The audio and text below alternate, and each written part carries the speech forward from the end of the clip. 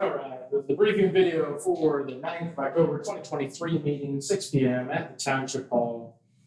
Pretty normal opening, although in this beginning portion, I have added one thing. I might need to rephrase this, but especially we're about 4 months away from people being able to file to run for office for the local positions, different at the larger levels, obviously.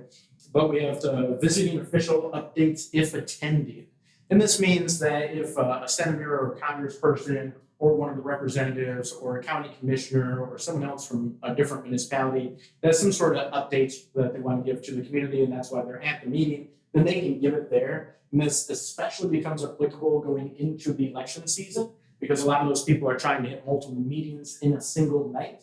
Before, I've had them speak at the first public comment portion, and that has worked out fine, but some people don't request that, and so there's a little bit of confusion there. And it was recommended in one of the previous meetings to have something like that, and I think it makes sense. So trying that out, see how that goes. And if there's no one, obviously, then that just won't be a thing. After the first public comment, we get into our decision items. We have a decent number of controversial things, and what I've always factored over the last almost 3 years now is that there's a few things on almost every agenda that I think are going to be controversial. And there's a number of things that I don't think will be controversial. And usually some of those are true. And then some of the things that I don't think will be controversial are controversial. And some of the things I think will be controversial, no one really seems to care about too much. And they're not. So it's always a mix. The first one is Daniels Road blocking. And so this is Daniels Road going east off of Russell Road. There's a lot of two-tracking back in there. There's also a lot of drug dealing back in there. I've had complaints from the residents for a while, probably the last couple of years. At least it's been talked about, maybe a little bit longer with me. And I didn't think we'd be able to seal it off. The road commission has a turnaround in there where the plow turns around, and they have actually said that after that, where it turns into a true track, they don't mind if the township blocks it off. I was a little surprised at that, but we had this as a discussion item last meeting. Everyone could think about it and see what they consider to be decent judgment on this. And so, if the board approves blocking it off, then we'll work on blocking it off, and it'll kind of be an interesting experiment for those types of situations, I guess. Next, we have the Gypsy/Spongy Month funds, and it's determining what to do with that $14,000. There wasn't really consensus among the board on it. And so I've written up 3 different potential options, potential motions. One is to next year, 2024, you will refund on the taxes. So you reduce the millage rate by a small portion because it's not very much money, but by a very small portion for the taxes being sent out. Or we could have a request thing where people request, and we pay out of that 14 grand until it's gone for someone to go out on an individual's property and treat the trees from the ground, that way you're not hitting the neighbors from the air type of thing. Or we could buy supplies, and I think this was recommended by a citizen in the last meeting too. We could buy supplies and then just have them available here for like wrapping trees, that type of thing. Someone could come in, request theirs, take it, do the trees that way. So not sure which way that's going to go, either of those. I mean, anything really, right? It's kind of a fool's job. Fool's errand to predict votes in elections and among boards. Next, we have the CPL policy. We had this as a discussion at the last meeting as well, and essentially it's just to make it a little bit easier for employees to carry. As of now, it reads that I have a bit of arbitrary decision-making power over the supervisor does over who gets to carry it as an employee or not, and that's essentially removing that aspect of it. Next, we have the vacation policy, which could be changed to paid time off policy. That's the verbiage that's changing to. The employees have been meeting on this, and the employees wanted to take a lead on this. I brought this to the board a few times over, I think last year. I brought it to the board twice for votes, at least maybe more discussions. But nothing ever got passed, nothing ever got adjusted. It really, the one we have now just doesn't quite work in several ways. And so the employees have been we've been doing staff meetings, and out of those, employees have generated essentially a staff recommendation on what they think will work best, what they're comfortable with. And so that's what's included in here. Next, we have the General Assembly, and this was brought up by Richards, and I had it as a discussion last month. It seemed like the board was probably mostly against it, but not wholly there. So because there was some of that indecision, I'll bring it for a vote this month. And essentially it's to let this other type of governmental organization use these facilities. Next is the Township Hall construction. And so obviously we've had quite a bit of construction here at the Township Hall and at Fire. But so this is just dealing with the Township Hall. I think top priority was the roof because it's leaking. We're having damaged papers, all those different types of stuff, damaged walls. And so that didn't go smooth, but the roof is good now. And then we had an AC unit that wasn't working, so the one office didn't have AC. Not a huge deal, but should be fixed. And then since I've been here, there's always been this concern about security. And it was weird the way it was open. You could just end up behind the admin assistants, on accident or on purpose if you wanted to.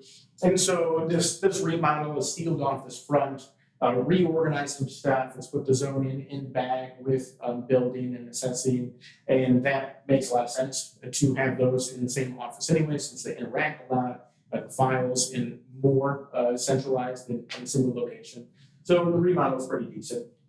This proposal is to add in some changes to replace some of the floor that wasn't done, do some more painting, and then the bathrooms end up being the biggest thing.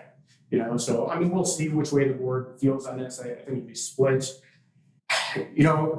Where I am on this, for the finances, I'm comfortable with just pumping the brakes and probably having Nate, our supervisor, for maintenance, do some things over the winter that he could do. Maybe looking at putting it, if we want something a little more, into next year's budget. But there's a balance, right? There's a balance between like having a good work environment for employees and the budget and spending money. And so those have to be balanced out. I think we've made a lot of improvements by making it so that your roof's not going to leak, and the front is more secure, and people just aren't coming straight through, and those types of things. So there's a balance there, and that's what this is for. Next, we have the quarterly budget adjustments. Obviously, they are as they sound. Budget adjustments are supposed to be done quarterly.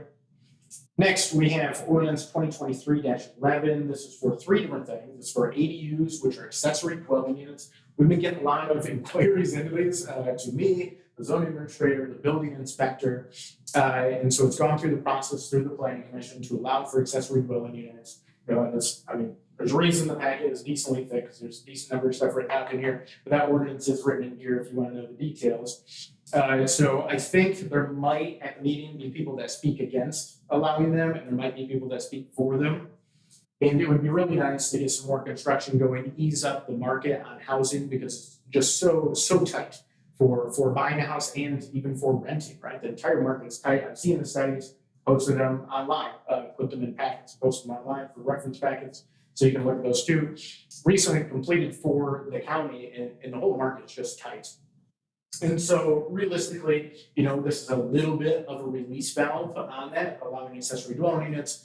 You can't build one that's larger than a house. It has to be within a certain distance from the house. Otherwise, navigating, especially for emergency services, would be extremely difficult. There's different stuff on that you can only have one on where you already have the primary residential unit, so you can only have one in the parcel. But there is no minimum square footage except for what the state sets, which is tiny. So we'll see how the board feels about those overall. But I know there's a lot of. I just had an email that I answered today. I got inquired into it for a few times. So a lot of inquiries around that. I think there might be people that speak for it and against it. Next, we have flag lots. And so this is partially clarification thing, and it also widens how wide flag lots have to be to use as a driveway. So sorts some things out in there, some issues with flag lots. Next is minimum square footage, and this is minimum square footage for dwelling, for housing. And in the Lake Residential District and in the residential district that allows for mobile homes and that type of thing, the minimum square footage was 720 square feet. For the other zones, it was larger, 1,000 square feet in general, I believe.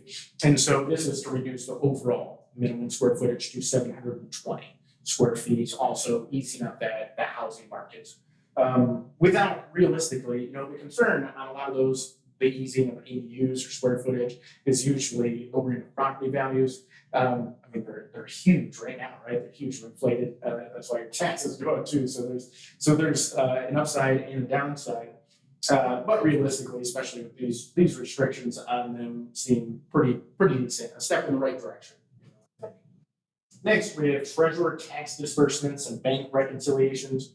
So this is various financial issues that we're having internally in township. I've been trying to work out for a long time. I've worked out some things that people knew were major financial issues coming in, right? Major financial issues with the sewer fund, right? A couple $1 million gap. That's everything. We've been through all that. That's good. This mostly has to do with processes and us getting stuff done internally.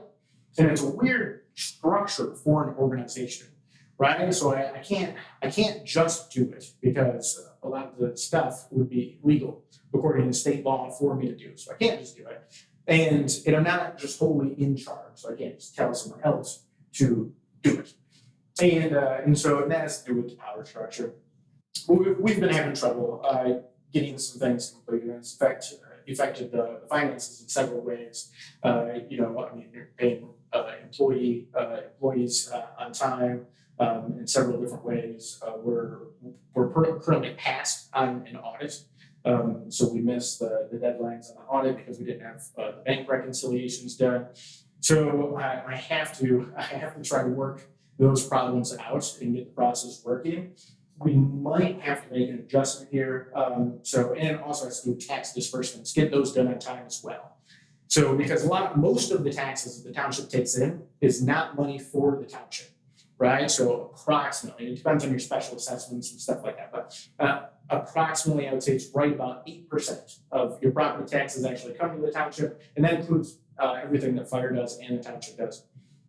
And then the rest of it goes to other places. So it goes to the county, it goes to the school districts, it goes to colleges, it goes to the state. And so it's really just passing through the township. And so those aren't the township's money, so they have to get sent off. And so the treasurer has the authority to do that instead of it passing through the clerk and the treasurer and potentially getting held up. Then there's also the thing about bank reconciliations in here. And this one's specifically written up to move it from the clerk doing it to the treasurer doing it. We might address that in the meeting so that either can do it. I mean, it's a process that is important and has to happen. Is the idea. I have to get it going. I have to get it working. Next, we have snow plowing, and this relates to the senior millage money. The last couple of years, we've allocated some of it towards snow plowing for seniors, and then the rest of it in the spring we've done towards Safe Seniors to help support officers financially in the county pursuing scammers of seniors. And so this is the proposal that's drawn up. We've done the last couple of years. If people are interested in that, the senior millage money has been a bit of a mess, just logistically, just in how it's been handled. All the different municipalities have been trying to figure out what to do with it. So I'm not sure. Snow plowing seems reasonable. It's worked out decent over the last couple of years. So that's why it's in here again.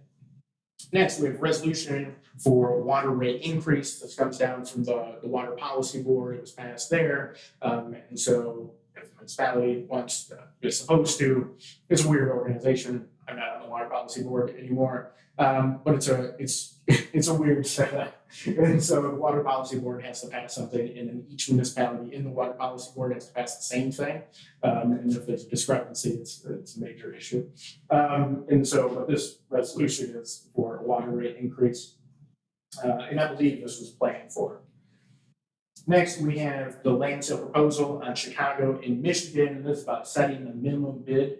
We saw the request in the last meeting. Then we're on to our discussion items. First of all, we have removing all ordinances. This was brought up by a citizen in the last meeting, Richards, about the proposal to remove all ordinances. And he really does mean all. He means zoning, he means the general code, and he even means the cemetery ordinances. I've heard he's got us some stuff on Facebook about that. He's accused the cemetery coordinator of deleting Facebook comments in groups that she doesn't control and in groups where he didn't comment. His comments were in other groups that she also doesn't control. So not true things there. But this is for discussion. It's a pretty far out there idea, and I've had citizens approach me as I've been talking to other people about other things. They hear that from the township. I'm the government guy from the township, and so they talk to me about not taking this measure. But people have to evaluate it on their own, on an ideological, strategic, and tactical level. And I think it probably doesn't work on all three of those. So, but it's worth having the discussion on. So, and if anyone wants to have the debates on those, or any of the stuff, or anything else, I'm always open to that. I think it makes a lot of sense to sit down. We'll shoot a YouTube video on it. A lot of people seem hesitant to do that, and it's an idealistic way of viewing society and humanity, and I really don't have that idealism anymore. But I certainly had it coming in. And so I still operate with it that it's best to just have the open discussion and let people think about it and decide and judge. And so we can sit down, we'll sit down right here, shoot the YouTube video, have the debates, and let the community debate it in their homes, in the restrooms with their family and friends. Next, we have the M120 Christmas tree. And so this is right next to the welcome sign on the M120 in Twin Lake. And there is a tree there that I haven't done great over the last couple of years on wrapping it in Christmas lights and stuff. Nate, the maintenance supervisor, he brought up that it's not the healthiest tree and could probably just be taken down and then replace it with like a pole, that you would hang lights off of, and it would still be festive and look decent. So before I nixed it, I said, no, people love the tree. That's a horrible idea. People are going to be super upset. So we're not doing that. But now it's been brought up by a few other people as well. And so it's like, okay, well, I guess it's worth having the discussion on it. And so that's why I'm bringing it here for discussion on what people think about adapting that in some way or changing how we do that. Next, we have a general ledger letter. And so this is a letter I'd written up by the lawyer. And so after the election in August, I'd been blocked by the clerk. She has the functions of BSA, BS&A, which is the financial programs that we use, the computer programs. And so I ended up getting blocked in the general ledger, and I need access to it so I can see reports and try to figure out the budget and keep track of it. I get asked about it sometimes from different people for different aspects, and I like to be able to look at it. And we're not very far away from going into budget season. A few more months here, we'll really be into budget season. So it's important that I can at least see that. And there's a debate here on to what extent, right? So because changing the budget, doing the quarterly adjustments and adapting the budget, those things, putting the budget in is part of the statutory duties of the clerk, right? So she ends up having the legal authority over that.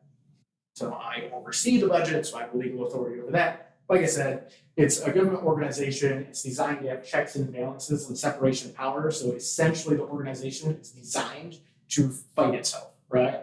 Those are a great example of it. All these financial issues are. And so with us not doing budget adjustments on a timely basis, it frustrated me in trying to adjust for it and think about it and look at the budget. And so I was like, well, I'll just do it, right? That's kind of my general thing. Like, something's not being done, like I'll just do it. It's not an issue, right? Like what, a few more hours or something. And these didn't take very long to put in either. So I'd done that twice. I made budget adjustments. The first time I did that, I checked, at least with the lawyer, I think maybe with the auditor as well, at least with the lawyer on whether I can do that. It's not recommended, but if I did it again, at least do it with the treasurer. So I had the treasurer essentially look over my shoulder as I did it, and we signed off on it. But after the August election, then I got locked out of that program entirely, and a number of other things. I was locked out of some of the sharing drives and things like that. I still can't see resolutions. But it's important for me to at least be able to look at the budget stuff. So, and then Tracy did recently change that after when I was preparing this and going through this. And I think at this point probably gave me too much access, but I can get into the general ledger now. So that's what that's for. Next, we have our final public and board comment. And that's enough stuff, but I think we'll probably have a second public comment to a decent extent. And I think probably public comment at the beginning too. So I'll have to remind myself, obviously something I'm not great on is using the timer. So because people just can't control themselves, it's like setting a piece of candy in front of a starving kid or something. Like they just can't do it.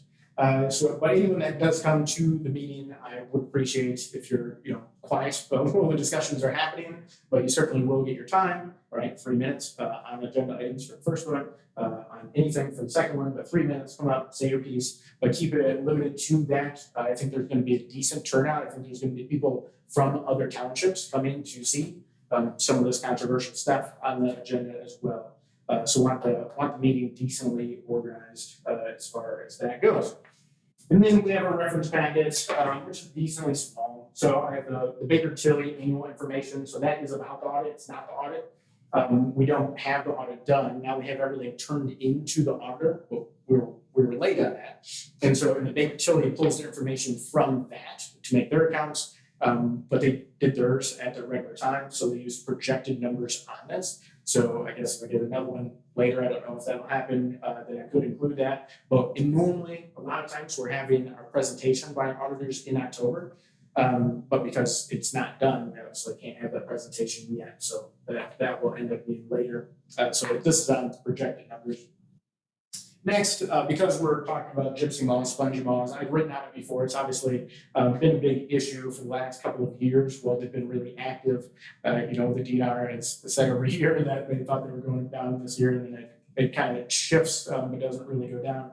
But I did write an article on it in the Beacon, and so I've included that here, the tragedy of the moths, just going over my perspective on it. Next, because we have some of these proposals for kind of alternative governments, as well as eliminating all ordinances, right? So pretty extreme proposals. I have included my article that also from the Beacon, Between Tyranny and Anarchy. And the founding fathers, dealt with this and they studied this. Humans deal with this. So the founding fathers knew about it. Dealt with it, studied it in ancient Greece and these types of things. This tendency to fluctuate pretty extremely between a tyrannical system and anarchical system, right? Like no rules, all the rules, and so trying to stabilize something in a rule of law that works pretty good and has the ability to be reformed in itself and hopefully reformed in a good direction instead of a bad direction. Is very important. But those are some of my thoughts on it contained in this article. And then last, I have the land sale proposal comparables report. And I don't know, it would apply. So I guess the people bidding on the property, but it's generated by the realtor that does those comparables for us. And so I don't want to just fluff up the media package with that because it's not really pertinent information, at least to by far most people. But if anyone wants to see it, it's included in the reference packet as well. So if anyone has any questions, thoughts, ideas, comments, concerns, as always, feel free to reach out.